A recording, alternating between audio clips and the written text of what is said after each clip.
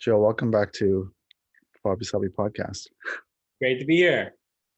So much has happened, not just for you and the team at Universe, but as we know here in the world, Oh, something's changed in the past. something may have happened in the last 7-8 months. Um, it has become almost comical to try and not talk about what's going on, because it is so all encompassing. But it's not about denying the things that have transpired up until this point, but it's more about really, I think for me, reflecting on how things have fermented in this time. And um, so when we first spoke about a year and a half ago or so, um, Universe had already been around for um, almost 2 years. I'd say about 2 years. Is that correct? Correct. And now you've passed the third year mark. Is that right? Yeah. Yeah. We've been at it for a bit over 3 years. And we're a team of 25 people now. So you're a team of 25. You're a distributed team of 25. Is that right? Distributed. We've got folks all over the US, and we actually hired our first international person in Mexico a couple Wow. months ago. Yeah. Wow. Okay. Amazing. So from the perspective of the pandemic, uh, things at Universe probably haven't slowed down, I imagine, because you already were a distributed team to begin with. I imagine things have ramped up during this time. Yeah. I mean, a few things came into play. One was that we had been distributed from the get-go, so we didn't miss a beat when the pandemic hit in terms of work. Um, Second is that we raised a round of capital right as the pandemic was sort of getting underway. So that was in March, April. That was a $10 million round from Google Ventures. So that gave us ammunition.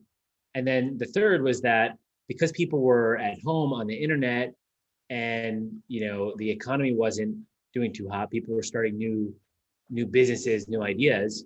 Our set of tools was just ideal for the moment. So it's sort of this crescendo of these three things where this moment for us has been very fruitful from a creative perspective, but obviously a tough time for everybody. So we're trying to do our part, but yeah, it's been interesting for me, as the world I think has been in this moment. Hang on one second, it's a bit loud. I'm in New York, so. It's Wabi Sabi, man. This is what it is. Kids, I have traffic. Yeah. Okay. Yeah. So, so yeah. That's been sort of the story for us so far. So we've grown the team from 10 people to 25. We built a set of tools that allows someone to start a business on their site with just their phone. So we have a full set of commerce tools, and we have a very aggressive sort of product roadmap for the next few months. And yeah, it's been an exciting period for us, nonetheless. It's amazing. I remember, just because, as a member of the Universe family and, just being involved on the socials and stuff, I remember, sometime in April or so catching wind of, this huge round of funding. And I know I congratulated you, or at least the team then. It's definitely, that's a big bit of news. So the congratulations still stand. um, you know, I've been, since we spoke, in 2019, which is like 1,000 years ago now. I was getting into, very much into aspects of digital well-being and digital wellness coming from the freelance rat race UX Right. field, because it was, everything in tech started to fall prey to the gig economy. And there's something to be said about a tool like Universe, even now in a pandemic, where it is, again, from the user perspective, it's so empowering. I've now completely reinvented my site. That's probably the fourth generation of my site right now, and it's completely. I'm transitioning it into like, hey, we're in a pandemic. Hey, we're stuck at home. Hey, I'm not focused on, consulting as a freelance UXer because I think that's I think the ship has sailed already. Just in terms of like, just to be really transparent, and this isn't a criticism for distributed teams whatsoever, but just to give a little voice for a second for maybe people in similar positions, designers and engineers and such. Things just before the pandemic were already like, it was already kind of a cutthroat survival of the fittest. um, if if you outbid, or if you lower your bid to a client's project, then you will get the carrot, so to speak. And so a culture of that is like, how is that going to last? you know and then the pandemic hits, and then offices close, everybody goes fully remote, which is an achievement in such a short amount of time, no doubt. But also the fact that companies and startups can hire remote means there's really no incentive to hire locally. Again, understandable, to reduce overhead and such. So when I realized now I'm competing, not just competing for the same gigs with fellow designers, let's say here in LA or here in California, now it's like, really amazing people in Estonia and Ukraine and Manila and Hong Kong and wherever. And so that's when I realized, as I've been kind of fermenting myself in this pandemic, like, I'm really focused on really on conversation, which is really why I started the show a year and a half ago anyway. So vamping on that, I've really been into getting into digital wellness, really as a coaching module. So that being said, again, because we are hyper connected, and we have our addictive tendencies to things like social media for marketing or for communication purposes. Again, this tool, aka Universe, is is constantly being refined and updated. It's gotten so much stronger just since we spoke last, in the last year and a half. And yet it's still such an amazing tool to utilize on its own timeline. There's a unique uh I don't know how to I feel like I'm ranting right now, so forgive me, but I just wanted to give praise for this tool and the continued refined experience of it, because um, there's no possibility of becoming addicted to something like this, even though it is an app. And you can spend an infinite amount of hours on it if that's what you choose to do, but that's not even the way that it is going to be utilized best. And I think um, just from that perspective, from a digital wellness perspective, in which we collectively are looking at our tech addiction and our digital tools, and looking at them with not a harsh eye, but just with some empathy to question, what are we using? How are we using it? Is it benefiting our lives in the day to day? Are we still able to have meaningful offline experiences, even though everything is online now? So again, thank you for continuing to refine this tool. It's been Well, really thank you. amazing. I appreciate that. What I'd say there is we universe is a tool. It's a tool, and we are tool makers. Hmm. And when you make a tool, your job is to empower other people, to literally give power. Um, and the problem with most things on the internet is that they're not tools. They are sort of consumption experiences, if you will. And their job is not to empower, but in many ways to exploit. To Yeah. exploit you, to take your time, to take your money, to take your attention, your data. But that's all a question of business models and intention and values. Um, but I've been adamant from day one here. Like we're creating a tool, and our job is to build something that is useful for our creators and empowers them to grow and to build and to express and um, and so our interests are aligned, like when you grow, we grow. And that's a very healthy and virtuous cycle. And I think a lot of the problem on the internet is that the models actually are more antagonistic, where the creators of the platforms are at odds with the interests of the people who use them. And I think it starts with the business model, frankly. So yeah, well, I appreciate the kind words, but the way we approach building things at Universe, and I think it comes through in the product, and I think that the product almost encourages it, is that we have this idea of Kaizen, which means in Japanese continuous improvement. So we're never done. We're always improving. So we have an incredible product. It does a lot of things really well, but there's so much more that we want it to do, and there's such a vision for where it's going to go.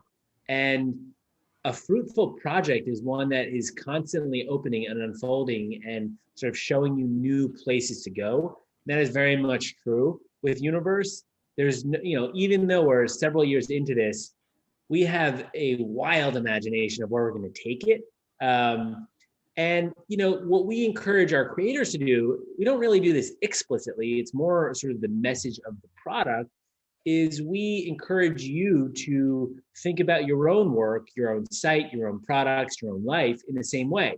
Instead of going underground for 2 years and trying to build the perfect thing, it's like, no, just put something out there, put a gesture out into the world, see how it works, see how the world interacts with it. And then you put out a second gesture. It's this sort of dance where you put out a foot and then you listen and then you put out another foot. And I think that dance is really important. And I think that I think your example of your site evolving several times is exactly what we want to hear. I mean, the whole modality of people like spending months building a website, putting it out into the world, we think that's an obsolete concept. Like, put something out there that's the minimum sort of viable execution of your idea, and then learn and listen and watch, and then you make your second move.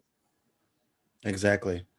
I also just wanted to point out, I really appreciate that you refer to us as creators and not as users. Again, that's a baseline. It's like a baseline business model nod right there, because, again, having been into digital minimalism and digital well-being recently, and having watched The Social Dilemma as for me, my own kind of confirmation bias, reminding me why I deleted, certain social media platforms like Facebook and Twitter already, a year or two ago. I think it's super important from a foundational level that you, as the founder and the chief, the CEO of Universe, that you have reverence for everyone involved as creators, people who are participating at whatever stage that they're participating at. Yeah, I wrote a blog post before I actually started the company. It was called Principles for Better Software. And I mean, the ones I outlined were like empowering, educational, free as in speech, mindful, sort of alive, convenient, trusting, and fun. And I think those are, I wrote that, I think, in 2014. But most of the software that we use today does not adhere to those principles, and it could. Like one of the things that people think don't really appreciate is that software, like everything else in our modern life, is built by other humans. People have made the decisions that result in the thing that you use. Yep. Not some arbitrary fact of the universe. Someone has decided to make that thing look this way, to behave in this particular manner.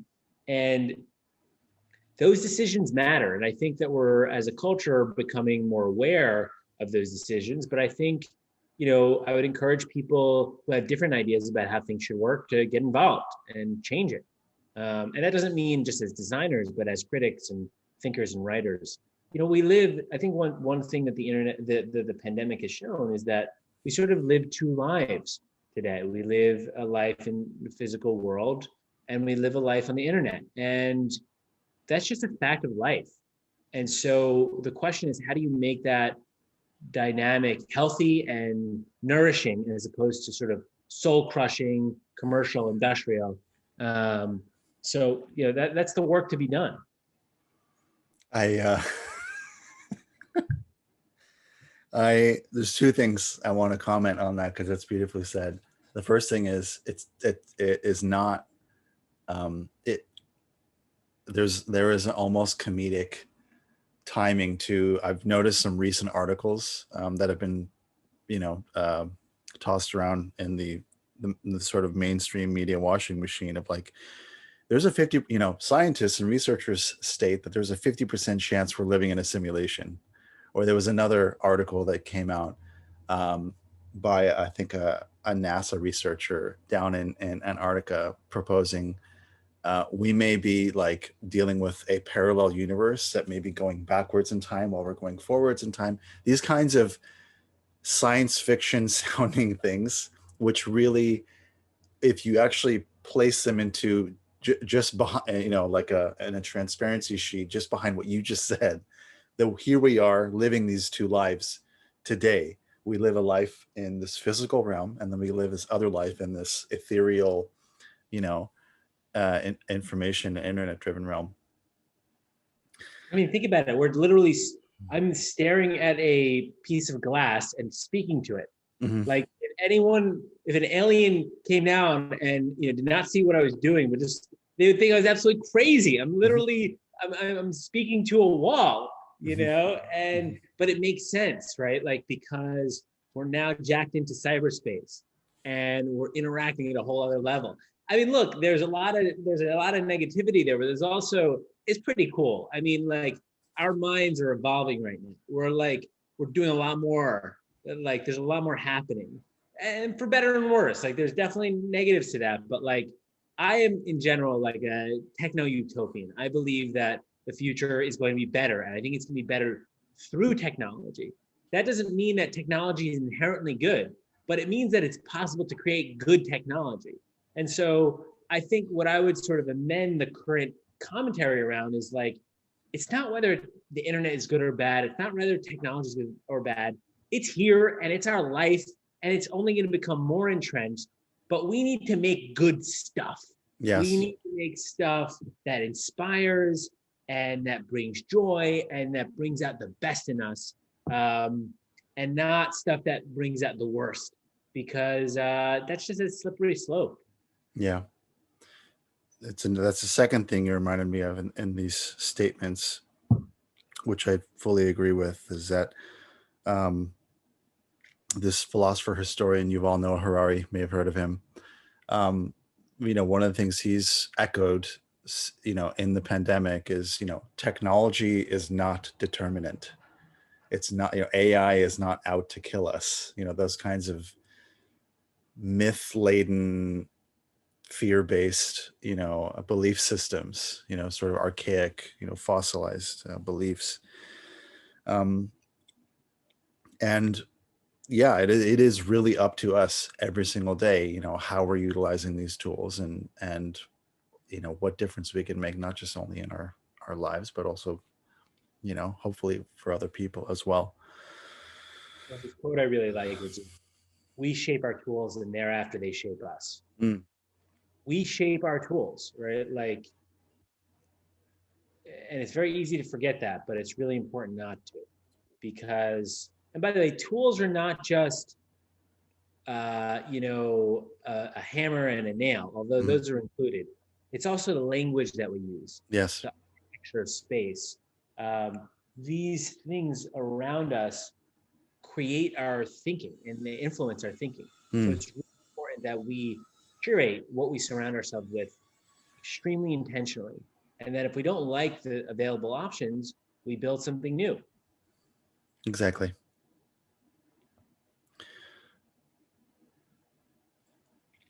In this pandemic, how have you viewed your creator base differently?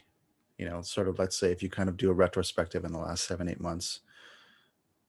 I think that on the whole, it's accelerated a lot of the trends that we've been seeing, Hmm. which is sort of creative and entrepreneurial renaissance of individuals who have a unique vision and a unique idea they want to bring into the world.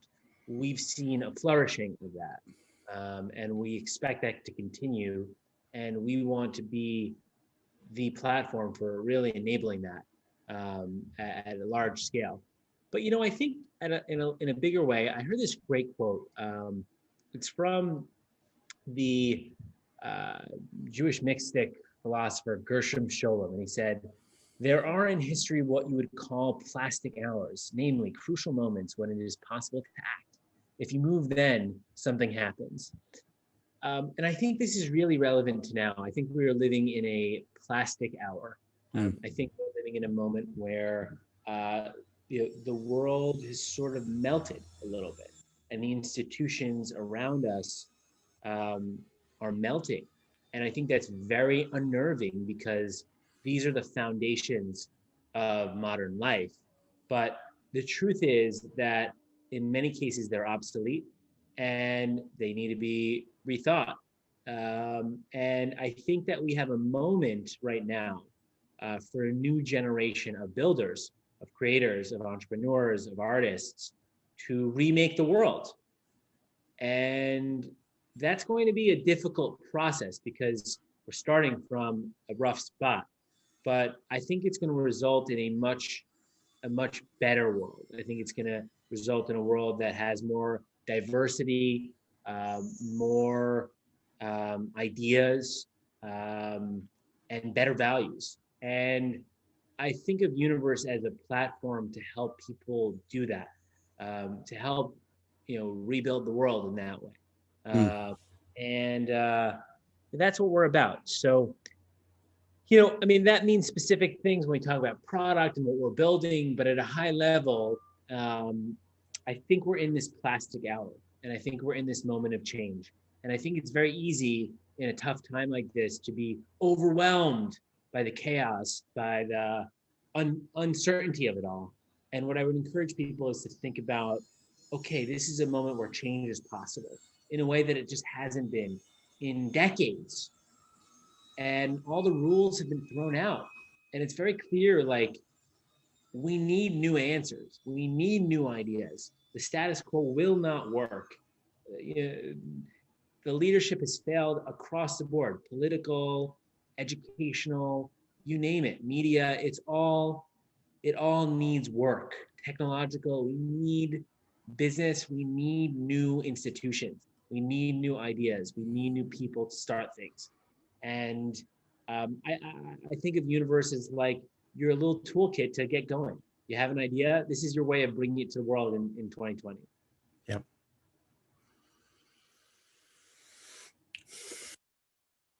Yeah, you touched on a lot of smaller questions too that I was thinking about, I was ruminating on. Um, yeah, just for a sort of proverbial pause. I mean, like, what are you thinking about this week? Like, what is something that you're, seeking a perspective on in particular? Well, um, I'm very work is consuming right now in a really good way. It feels very much feel like I'm in a flow state, and but it is sort of a lot of what my cycles are going towards. One of the cool things is that we are now a larger team. Like I said, 25 people, and I've never managed a company at that size, so that's a new experience for me, and it's really awesome. I get to work with some amazing people. We have more bandwidth to do awesome stuff, and I just get exposure to the different ways that people's brains work, and how they thrive and where they need a different context, and that's been really interesting for me to sort of watch. Um, and so there are a lot of like specific things that I'm working on that I think are really exciting, which we're not quite ready to talk about. But other than that, I've been really thinking a lot about. Um, I've been thinking a lot about this idea, like I just said, of the failure. I think of the things we've come to depend on, and that I think in the face of that, it's very easy to become frustrated and dispirited and angry. Um, and I think that similar to how we create the tools that create the world, I also think that psychologically we need to surround ourselves with positive narratives, because I think that if you're constantly surrounded by negative things, you're going to reinforce those visions, and that's easier said than done, especially in the climate that we're in.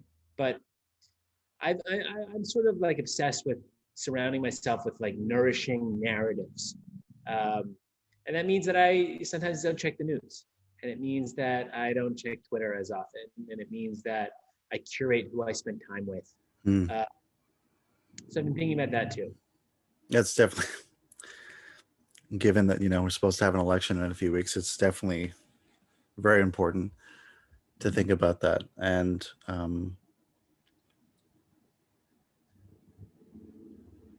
yeah, I feel like we've basically completely danced around talking about our current culture and conspiracy theories and this current framework for the proliferation of negative thought, conspiracy thought, and how that really feeds on itself. Like we're in a never-ending story sort of version of that, fantasy where it's like the nothing, or it's probably it kind of feels like the nothing, really. My And theory of what's happening is that, like every year, I feel like at the end of the year, people are like, "Oh wow, can you believe X? This year is over. Like, good riddance. What a year! I can't believe what 2021 is going to have this year." I feel like the past 5 years, that's been the case. mm, Like every year, it's just another thing. And I just think that what's happening is we are we as a civilization are in this massive sort of inflection moment, with the internet. I think this is all just the internet. I think this is the internet doing its thing. And one way of thinking about it is like, this is gonna be trippy for a second, but do it. there's this French philosopher in early 20th century who introduced this idea called the noosphere. It's Noo sphere. Hmm. The basic idea was that in the future, you would have a telecommunications network where the individuals on the planet would be able to connect to each other, and they would form a global mind. And he basically described the internet before the internet. Hmm. So what happens when you do that? What happens when you connect people with electrical signals? Well, those people become like neurons, and the synapses are the connections between them. And so it's almost like you took a set of billions of neurons and you wired them up for the first time. And that's the reality that we've been living in for the past 20 years, but really in a mainstream way for the past 10 years. And so what's the way to think about this is like we're like a 10-year-old brain. We're a very immature brain. Like this is a mind that's just been lit up, and it's emotional and it's erratic and it's hysterical, and it can be a bully and it can be a baby, and it just sort of wildly swings. And we need to sort of grow up. We need to like learn how to deal with it.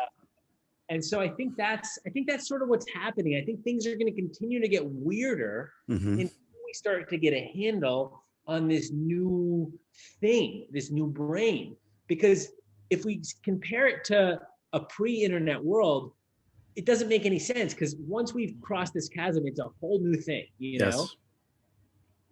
So that's a little bit of how I think about it. I think things are going to get weirder, until we get this handle on it. And so it's like embrace it, understand it, and like let's figure out how we can do something about it, you know? There is a tool that I've recently come across because the last conversation I had was with um, Audrey Tang, who's the digital minister of Taiwan. Don't know if you're familiar with her. Um, and if you're not familiar with how Taiwan's been doing, this year, um, Yep.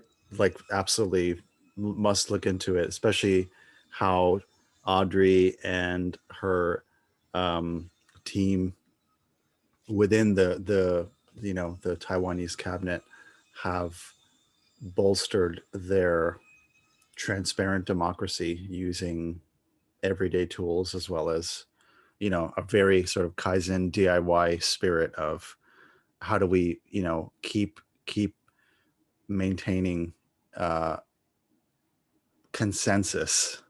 Forget about unity or like utopia. It's like, how do we maintain consensus? There's always going to be sort of yin and yang, black and white, right and left, you know.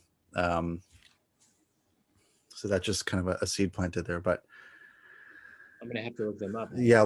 yeah, it must look them up, or just listen to, the last conversation. It was posted on October 1st, which is the fourth anniversary of their being elected to Taiwan's cabinet. Consensus. Maybe this is a seed to plant, something you and the team may want to consider as a way to make it a little more, make Universe a little bit more conversational. Maybe if between creators, or in a way that to have people sort of not necessarily chat with creators, but so this tool called Polis, pol.is, pol.is, was created by a engineer in Seattle, and Taiwan and Audrey's team have used it to find consensus between seemingly super separate groups, like right versus left, like let's say on the political spectrum. So it is you should look, just without spending too much time, trying to articulate how it works and what it looks like. It may be interesting to somehow embed that into, the features that's offered at Universe, just to um, create conversation by way of, again, finding consensus anonymously between groups of people, um, so that we find ways to reduce divisiveness and actually come to agreement on things like basic sort of human values. Um, Definitely. so, um, wow. Well, I mean, I don't know how you're doing on time, but I can do this every week because there's lots of mirror in terms of, thought patterns and worldviews. And yeah, man, I just really appreciate you and the team that's behind the machine. And I look forward to, the next opportunity. Absolutely. We've got a lot of really cool stuff in store. It's always great to see you. And I'm so glad that you've been on this ride with us. A lot more to come. Thank you. Thanks so much. Talk to you soon.